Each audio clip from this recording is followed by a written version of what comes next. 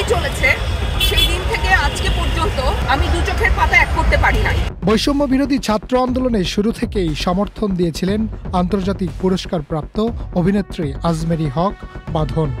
2018 সালের জাতীয় নির্বাচনে আওয়ামী লীগের পক্ষে সোচ্চার ছিলেন এই অভিনেত্রী।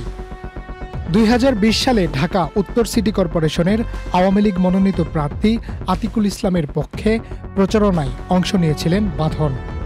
এছাড়াও সাবেক প্রধানমন্ত্রী শেখ হাসিনার সরকারের বিভিন্ন মন্ত্রী ও একাধিক নেতাকর্মীদের সাথে দেখা গেছে বাঁধনকে। কিন্তু বৈষম্য বিরোধী ছাত্র আন্দোলনে রংপুরে আবু সাঈদের মৃত্যু পাল্টে দেয় তার মনোজগৎ। সেদিনেই সিদ্ধান্ত নেন ছাত্রদের সঙ্গে রাস্তায় নামতে হবে। আমি এখান থেকে তখনই যাব যখন এখানকার ক্রাউডটা কমে যাবে। কখনো ফার্মগেট, কখনো শাহবাগ, কখনো শহীদ মিনারে ছাত্র জনতার সঙ্গে মিছিলে মিছিলে দেখা যায় তাকে। এসিআই অ্যারোমা চিনি গুঁড়া চা, স্বাদে ঘ্রাণে উৎসবে। অবশ্য এ কারণে সামাজিক যোগাযোগ মাধ্যমে বিদ্রূপের শিকার হয়েছেন, এমনকি হত্যার হুমকি পর্যন্ত পেয়েছেন অভিনেত্রী বাঁধন। অন্যদিকে ছাত্র আন্দোলন ঘিরে দেশের বাইরে থেকে সামাজিক যোগাযোগ মাধ্যমে সরব ছিলেন অ্যাক্টিভিস্ট ও লেখক পিনাকি ভট্টাচার্য।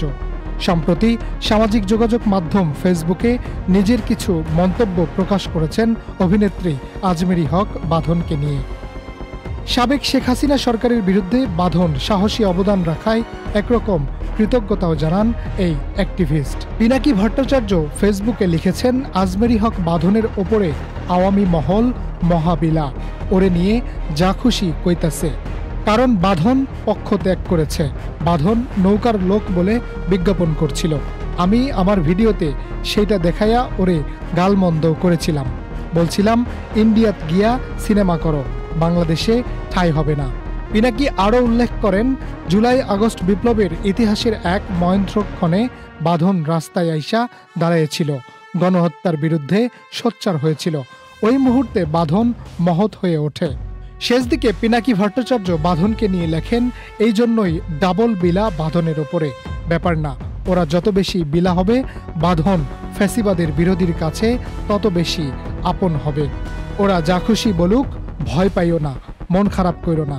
ইতিহাসের সঠিক দিকে থাকার হিম্মত আর সৌভাগ্য সবার হয় না। দেখা যায় অভিনেত্রী আজমেরী হক বাঁধন অ্যাক্টিভিস্ট পিনাকি ভট্টাচার্যের এই ফেসবুক পোস্ট তার ফেসবুকে শেয়ার করেছেন। আমার অন্য কোনো দেশের পাসপোর্ট নাই, আমি এই দেশেই থাকবো। Harunur Rashid, channel I.